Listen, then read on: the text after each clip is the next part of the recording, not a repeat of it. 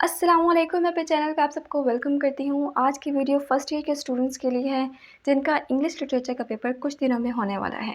अगर हम बात करें इंग्लिश कंपलसरी सब्जेक्ट की, तो उसका पेपर आपके लिए इस तरह से इजी हो जाता है कि सारे क्वेश्चंस आपको एक्सरसाइज से ही आ जाते हैं। लेकिन अगर हम उन स्टूडेंट्स की बात करें जो कि ऑप्शनल सब्जेक्ट के तौर पर इंग्लिश लिटरेचर को चूज़ करते हैं, तो वहाँ पर उनके लिए डिफ़िकल्टी हो जाती है इस तरह से कि जो क्वेश्चंस हैं आपको वो एक्सरसाइज से नहीं आते, वो टेक्स्ट में से आते हैं, इसलिए आपको टेक्स्ट अच्छे से ज़रूर पढ़ना है। इसी तरह से जो पॉइंट्स हैं और जो बाकी चैप्टर्स हैं उनको भी आपने अच्छी तरह से रीड कर लेना है, क्योंकि जो क्वेश्चंस हैं वो एक्सरसाइज से नहीं आते।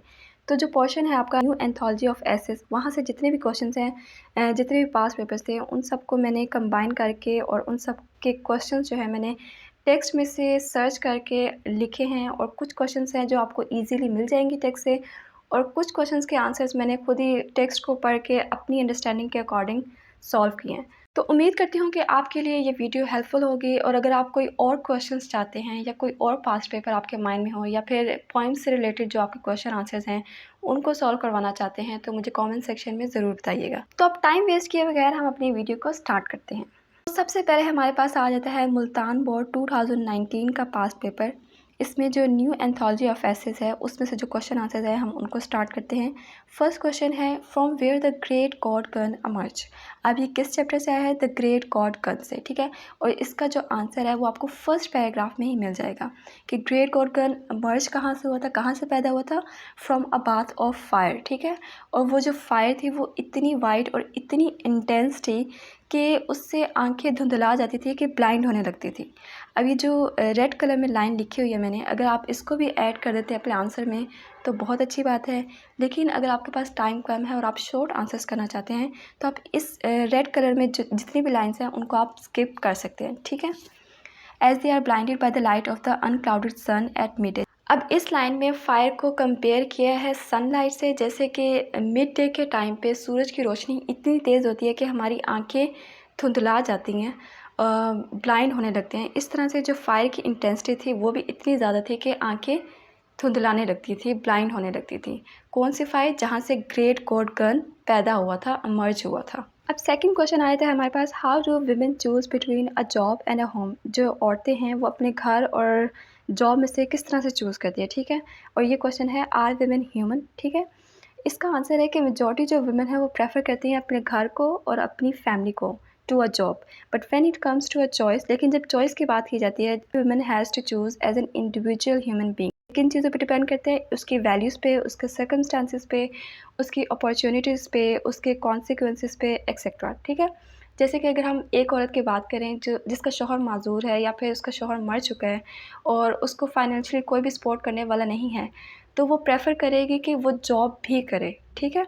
इस तरह से डिफरेंट कंडीशंस हो सकती है। जैसे कि अगर कोई औरत है वो बहुत लिबरल है, वो प्रेफर करती है कि वो जॉब करे, उसको घर संभालना और इस चीज़ में इतना ज़्यादा इंटरेस्ट नहीं होता। इस तरह से डिफरेंट कंडीशंस होती हैं जिसको देख कर जो वुमेन है वो चूज़ करती है कि उसने जॉब करनी है या फिर उसने अपने घर को संभालना है।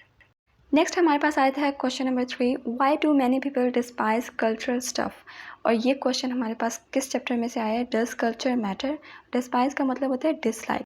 अब बहुत सारे लोग कल्चरल स्टफ़ को क्यों डिसलाइक करते हैं? क्योंकि they think cultural stuff takes up a great deal of room and time.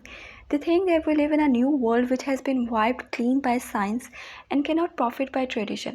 अब लोगों का ये सोचना है कि जो कल्चर स्टफ़ है बहुत ज़्यादा स्पेस लेता है, बहुत ज़्यादा हमारा टाइम लेता है, और जो ये साइंस का दौर है तो साइंस ने कल्चर को और जो ट्रेडिशन है उसको बिल्कुल वाइप अप कर दिया, क्लीन कर दिया। तो अब ट्रेडिशन से, कल्चर से हमें कोई प्रॉफिट नहीं हो सकता, साइंस को ज़्यादा प्रेफर करते हैं लोग। नेक्स्ट हमारे पास आया था question 4, what is nature do with faculty not used. और ये क्वेश्चन हमारे पास है स्पून फीडिंग चैप्टर से। नेचर ऐसे फैकल्टी के साथ क्या करते हैं जिसको हम यूज़ नहीं करते?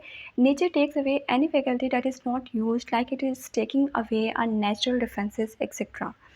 अब नेचर ऐसी फैकल्टी को हमसे छीन लेती है, ले लेती है जब हम उसको यूज़ नहीं करते। जैसे कि उसने हमारे जो नेचुरल डिफरेंसेस है जो हमें अलग अलग तरह से मिले हैं उनको छीनना शुरू कर दिया है। अब हम जब टोटली मशीन्स पे और टूल्स पे रिलाई करते हैं तो जो हमारी जो नेचुरल जो एबिलिटी होती है, जो नेचुरल जो हमें डिफरेंसेस अल्लाह ताला ने दिए हैं, जो हमारे पास गिफ्ट हैं, वो आहिस्ता आहिस्ता हमसे नेचर लेना स्टार्ट कर देती है। And it will make us पे फॉर इट। और अभी तो हमें रियलाइज़ नहीं हो रहा, लेकिन एक टाइम आएगा कि हमें इस चीज़ के लिए बहुत बुरी तरह से पे करना पड़े। अगर आप ये लाइन लिखना चाहें तो लिख लें, वरना आप इसको स्किप भी कर सकते हैं। नेक्स्ट हमारे पास आया है question 5, who are technocrats and scientific theorist. और ये क्वेश्चन लिया गया है हमारे chapter the limits of human power से। इसका आंसर है कि जो टेक्नोक्रेट्स हैं वो इंटरेस्टेड होते हैं साइंटिफिक टेक्निक से, ठीक है, और जो थियरिस्ट होते हैं वो इंटरेस्टेड होते हैं कि वो नेचुरल लॉज को डिस्कवर करें। और अगर सिंपल वर्ड्स में हम बात करें, बहुत ही ईजी से है कि टेक्नोक्रेट विश करते हैं कि वो नेचर को चेंज कर सके किसी तरह, लेकिन थेरिस्ट की विश होती है कि वो नेचर को अंडरस्टैंड कर सके, ठीक है। एक तरफ विश की जाती है कि नेचर को चेंज किया जाए, और एक तरफ विश किया जाती है कि नेचर को अंडरस्टैंड किया जाए।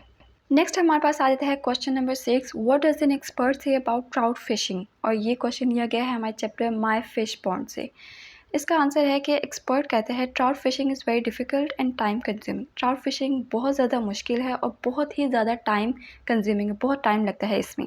There is such a tremendous lot to know about trout fishing that man who are keen on it can discuss theories of fishing by the hour. इन लाइन्स में वो कहता है कि ट्राउट फिशिंग पे इतनी वास्ट इन्फॉर्मेशन है, इतनी ज़्यादा इन्फॉर्मेशन है कि जो लोग इसको जानने में इंटरेस्टेड हैं वो इस पे इजीली डिस्कस कर सकते हैं इस फिशिंग की थेरीज पे, जब वो ट्राउट फिशिंग के लिए जाएं। एक तो ट्राउट फिशिंग में इतना ज़्यादा टाइम लगता है कि आप इजीली बात कर सकते हैं, और दूसरा ट्राउट फिशिंग पे इतनी इन्फॉर्मेशन है कि आप आराम से बात कर सकते हैं। आपके लिए इतनी ज़्यादा इन्फॉर्मेशन होगी, इतनी ज़्यादा चीज़ें होंगी जिन पे आप बात करना चाहेंगे। अब हमारी वीडियो बहुत लंबी होती जा रही है, तो मैं कोशिश करूँगी सिर्फ क्वेश्चन आंसर्स को जल्दी से रीड करते जाऊँ, और अगर आपको कुछ मुश्किल लगे तो आप मुझे कमेंट सेक्शन में पूछ सकते हैं। इसके अलावा अगर मुझे लगा कि कोई वर्ड्स डिफिकल्ट है तो वो मैं आपको एक्सप्लेन करते जाऊँगी, ठीक है। लेकिन हम जल्दी जल्दी आप करेंगे। क्वेश्चन नंबर 7 है, how is bull fighting becoming a part and parcel in the life of Spain. जो बुल फाइटिंग है वो कैसे पार्ट एंड पार्सल का मतलब बहुत इंपॉर्टेंट हिस्सा, ठीक है, जो स्पेन की लाइफ है उसमें इतना इंपॉर्टेंट हिस्सा क्यों बन गया बुल फाइटिंग। इसका आंसर है, in Spain bull fighting is not only a sport but a religion too. Matadors pray in nearby churches before the fight. A priest is always inside the crowd to look to something dire. The gestures and passes of a matador are named after Saint Veronica and Mary Magdalene. Next है हमारे पास question number 8, what is the best rule to take exercise. Best rule क्या है exercise का।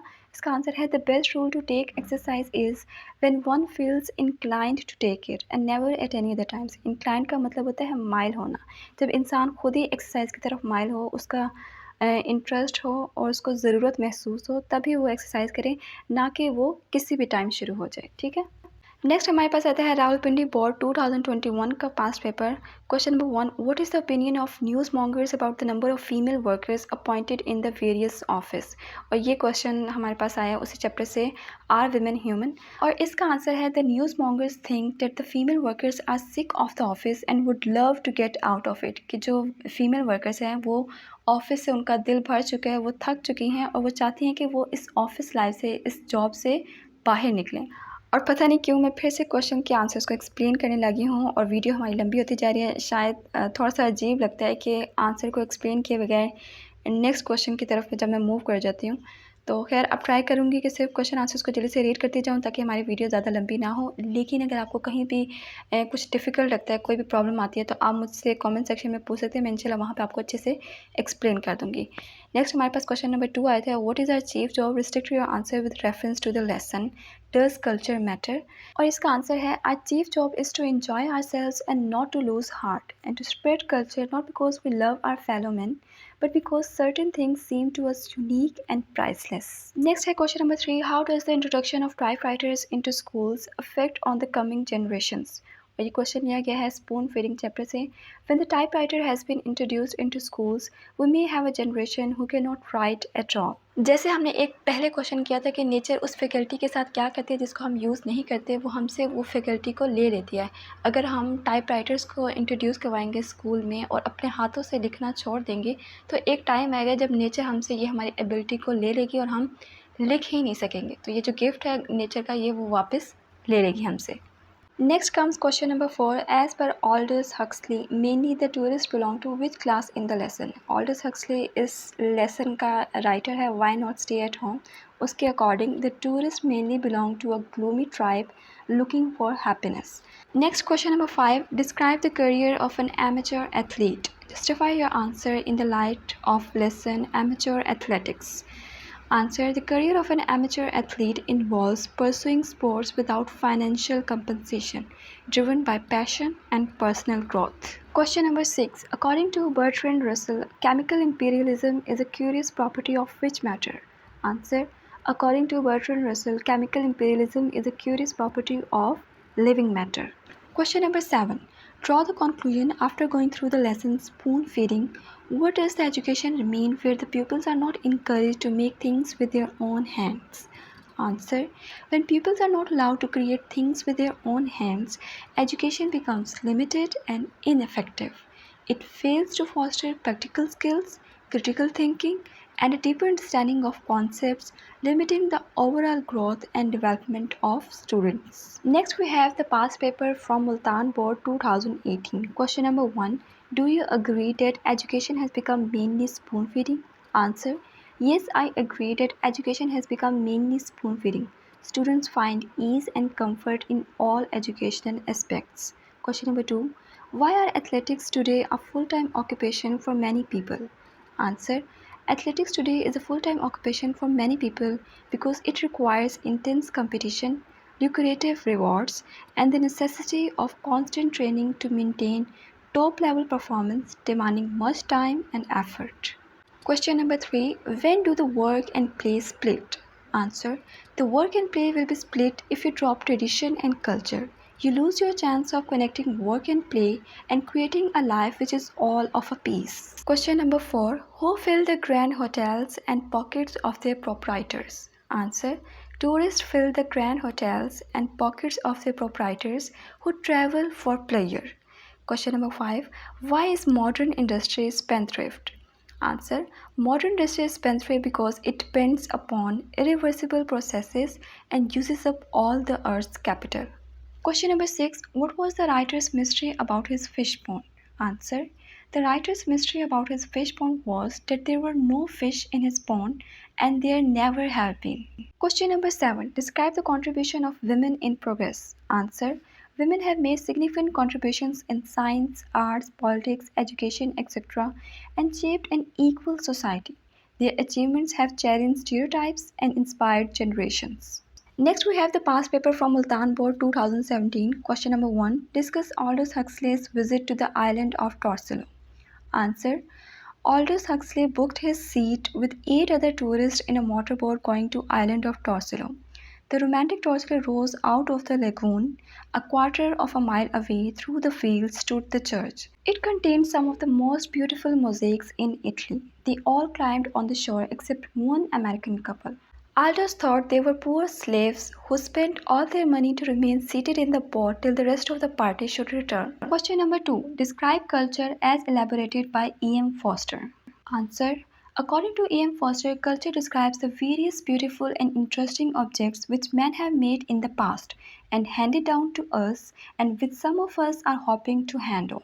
It is a gospel and not altogether a benign one. It is the zest to communicate what has been communicated. Question number 3. What are two different elements in science? Answer: the two very different elements in science are technologists and technocrats. Question number 4. Describe Chris Chataway's training as an athlete. Answer: Chris Chataway's training consisted of about half an hour on 3 to 4 days a week. He used to run no more than 4 or 5 all races a year. The only problem he faced was adjusting from the tension and excitement of crowds and racing to the more humdrum task of working by oneself through a university syllabus. Question number 5. Why is the whole attitude of modern civilization wrong to the bathroom? Answer: the whole attitude of modern civilization is wrong to the bathroom because it is always the smallest and barest room in the house. A bathroom must be equipped for comfort like a drawing room, a good, furnished, and full velvety room.